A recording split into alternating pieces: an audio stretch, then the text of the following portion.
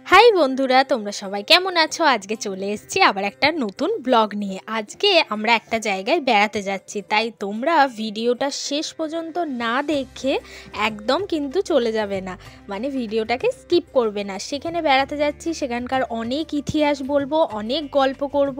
তো দেখো, আমি এমনিতেই অনেক লেট করে নিয়েছি, মানে তোমাদের দাদার অনেক তাড়াতাড়ি হয়ে গেছে আর আমার প্রায় রেডি হতে 1 ঘন্টা টাইম লেগে গেছে। তো যেহেতু যেখানে যাচ্ছি সেটা ঠাকুরের স্থান, তাই আমি বাড়ি থেকেই নিরামিষ পরোটা আর আলুর দম বানিয়ে নিয়ে চলে যাচ্ছি। তো এই যে আমাদের রুট, এইটা হচ্ছে কানলা পান্ডুয়া রোড।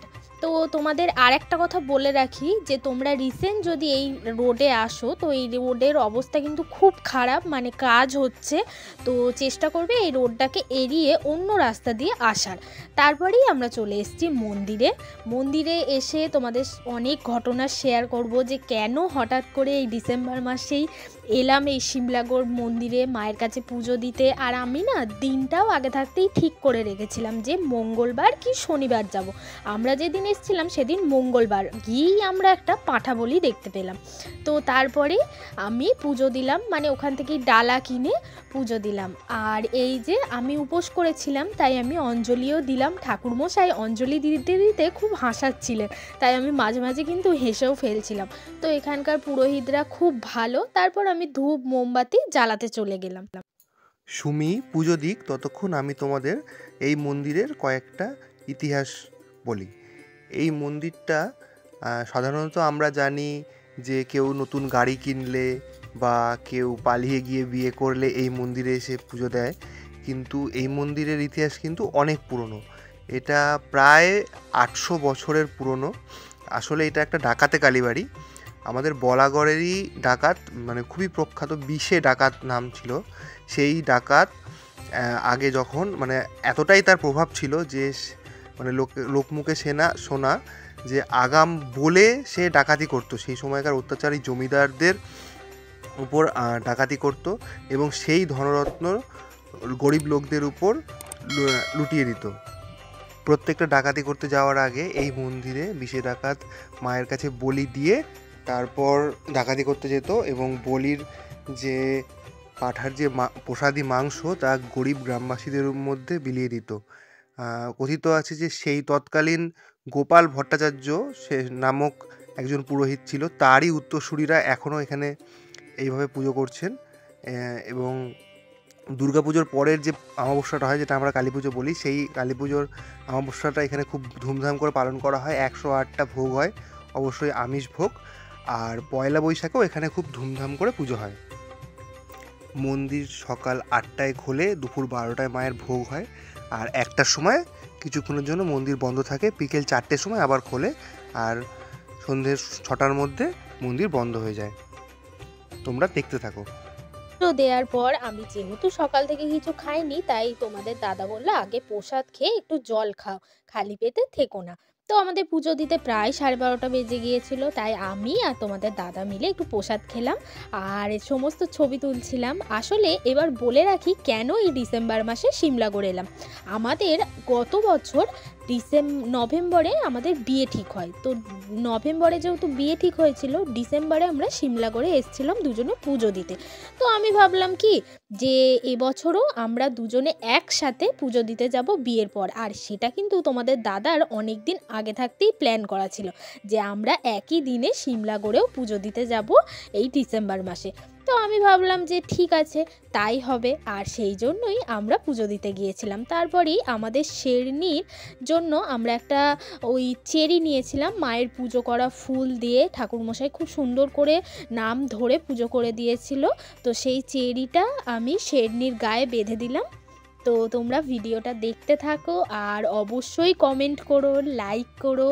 যদি আমাদের চ্যানেলে নতুন হয়ে থাকো তাহলে অবশ্যই চ্যানেলটাকে সাবস্ক্রাইব করো, আর যদি ফেসবুক থেকে দেখে থাকো তাহলে অবশ্যই পেজটাকে ফলো করো। তারপরেই আমরা চলে যাচ্ছি নেক্সট গন্তব্যে।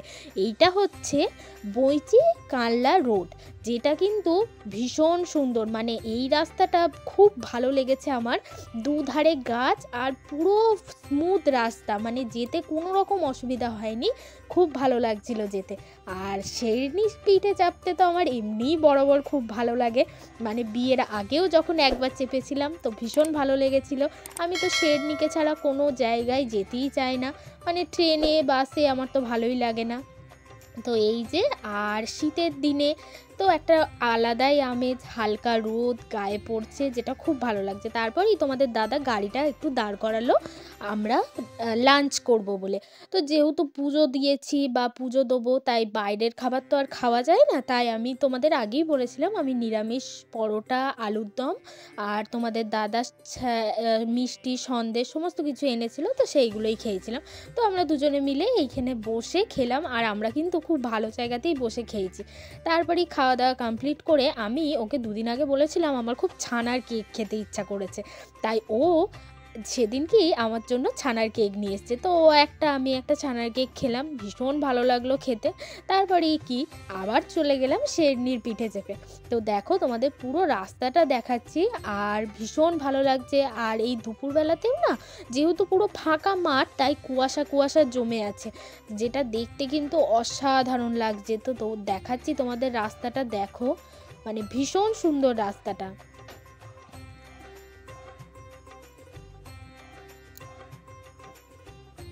আর জানো তো বন্ধুরা, আমরা গত বছর সিমলাগড় গিয়ে মানে আইবুড়ো অবস্থায় যেভাবে ছবি তুলেছি, এইভাবেও মানে এই বছর গিয়েও ঠিক সেইভাবেই ছবি তুলেছি। সেগুলো তোমাদের আমি শর্ট ভিডিওতে দেখাবো, তোমরা অবশ্যই দেখো সেই ভিডিওগুলো। আর তোমরা যে আমাদের এত সাপোর্ট করছো তার জন্য অনেক ধন্যবাদ। আমরা পৌঁছে গেছি কালনার রাজবাড়িতে। 108 শিব মন্দির এবং রাজবাড়ি দুটোই রাস্তার এপারে এবং ওপারে, যারা এসেছো তারা তো জানোই। তো প্রথমে বাদিকে আমরা রাজবাড়িতে আগে ঢুকে গেছি।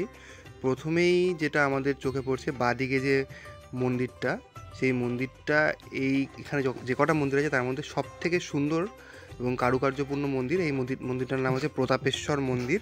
অষ্টাদশ শতাব্দীতে তৈরি হয়েছে।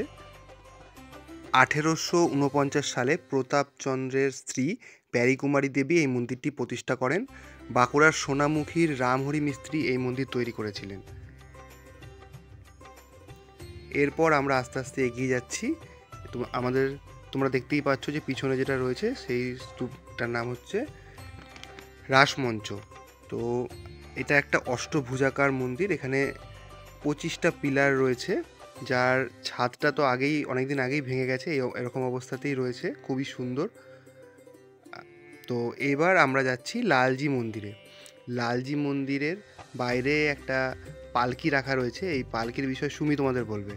জানো তো বন্ধুরা, আমার না প্রায় যখন থেকে বিয়ের কথা হয় তখন থেকেই আমার একটা শখ ছিল যে আমি নয় পালকিতে চাপবো, নয় ঘোড়ার গাড়িতে চাপবো। আর আমার এই শখটার জন্য আমার মা বাপিও অনেক চেষ্টা করেছিল, মানে এই পালকি আর ঘোড়ার গাড়ির খোঁজ করা।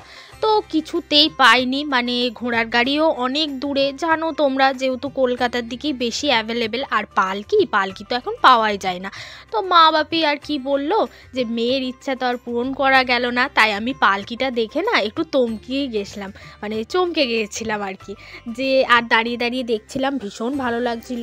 আর তোমাদের দাদাকে এই ঘটনাটা বলছিলাম যে জানো, আমার কিন্তু খুব ইচ্ছা ছিল যে পালকিতে চাপবো। তো পালকিটা দেখে আমি এটাই বলছি, এখানকার রানীরা সব পালকিতে গেছিলো। তো তারপর আমরা লালজি মন্দিরের ভিতরে চলে এলাম। লালজি মন্দিরটা তৈরি হয়েছিল 1739 খ্রিস্টাব্দে। এটি একটি 3 তলা 25 চূড়া বিশিষ্ট মন্দির। আমরা যখন গিয়েছি তখন মন্দিরে পুজো চলছে, একজন মহিলা ফল কাটছিলেন। আমি জুতো পরেছিলাম বলে ভিতরে ঢুকিনি, ভিতরে সুমি ছিল, ওই ভিতরে সব ছবি তুলেছে, তোমরা দেখতে থাকো। এই মন্দিরও খুব অসাধারণ কাজ, প্রত্যেকটা থামে টেরাকোটার কাজ, মহাভারত রামায়ণের বিভিন্ন পর্বের ছবি দেওয়া রয়েছে। এখানে 100 টাকা কুপন কেটে ভোগ পাওয়া যায়। তো তোমরা যদি কেউ নিতে চাও, এখানে সেই ব্যবস্থা রয়েছে। তোমরা দেখো মন্দিরটা ভিতর থেকে খুব সুন্দর দেখতে লাগছে, বহু প্রাচীন মন্দির।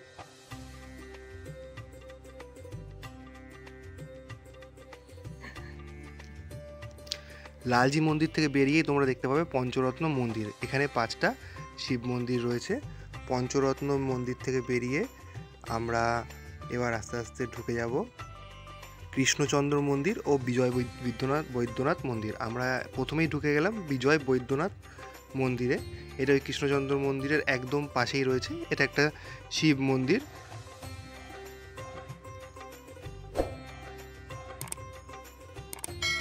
এর গায়েও যেসব কাজগুলো রয়েছে সব রামায়ণ মহাভারতের বিভিন্ন পর্বের ছবি। তারপর আমরা যাচ্ছি কৃষ্ণচন্দ্র মন্দির। এই মন্দিরটাও আসলে 25 চূড়া বিশিষ্ট মন্দির। সারা বাংলাতে, পশ্চিমবঙ্গতে 5টা 25 চূড়া বিশিষ্ট মন্দির আছে। তার মধ্যে 3টে কালনায়, আর যার মধ্যে আবার 2টো এই রাজবাড়ির ভিতরেই রয়েছে। 1751 থেকে 1755 সালের মধ্যে বর্ধমানের রাজা কীর্তিচাঁদ বাহাদুর এর আমলে এই মন্দির স্থাপিত হয়েছিল। ত্রিলোকচন্দ্রের মাতা লক্ষ্মী কুমারী দেবী এই মন্দির প্রতিষ্ঠা করেন। এটি একটি রাধাকৃষ্ণের মন্দির। আমরা যখন গেছিলাম তখন মন্দিরটা বন্ধ ছিল।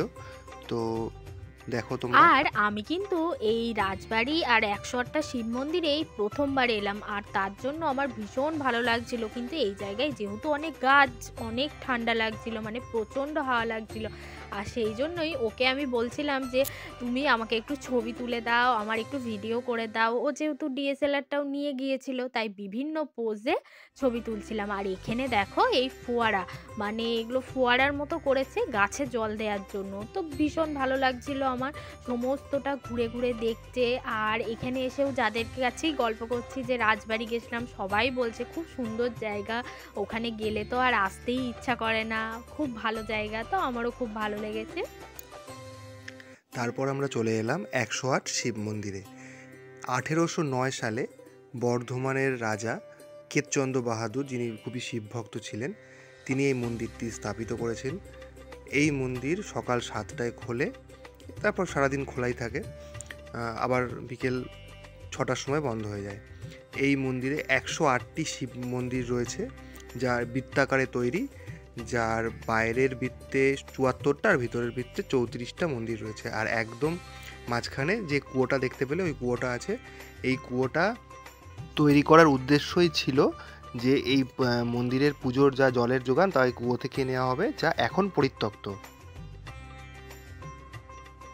তোমরা আশা করি খেয়াল করেছো যারা গেছো, যে বাইরের বৃত্ততে যে শিবলিঙ্গগুলো আছে সেগুলো একটা করে শ্বেত পাথরের, একটা করে কোষ্টি পাথরের। আর ভিতরের বৃত্ততে যে শিবলিঙ্গগুলো আছে সেগুলো সবই শ্বেত পাথরের তৈরি, এবং প্রত্যেকটা শিবলিঙ্গ উত্তরমুখী। আর মন্দিরের গায়ে বিভিন্ন টেরাকোটার কাজ রয়েছে, রামায়ণ মহাভারতের বিভিন্ন পর্ব রয়েছে, যেগুলো তোমরা রাজবাড়ির মন্দিরেও দেখতে পাবে। তো আমার তো দেখতে ভীষণ ভালো লাগছে, কারণ যেহেতু আমি প্রথমবার এসছি, আর একদম সারি সারি শিব মন্দির। আর তারপর না আমি আমার মায়ের সাথে একটু ফোনে কথা বলছিলাম, মানে হেঁটে হেঁটে আমি ভীষণ ক্লান্ত হয়ে পড়েছিলাম শেষের দিকে। তো আমি বললাম একটু বসি, আর সারাদিন মায়ের সাথে যেহেতু কথা হয়নি তাই একটু কথা বলছিলাম, আর ও আমাকে ছবি তোলার জন্য বলছিল।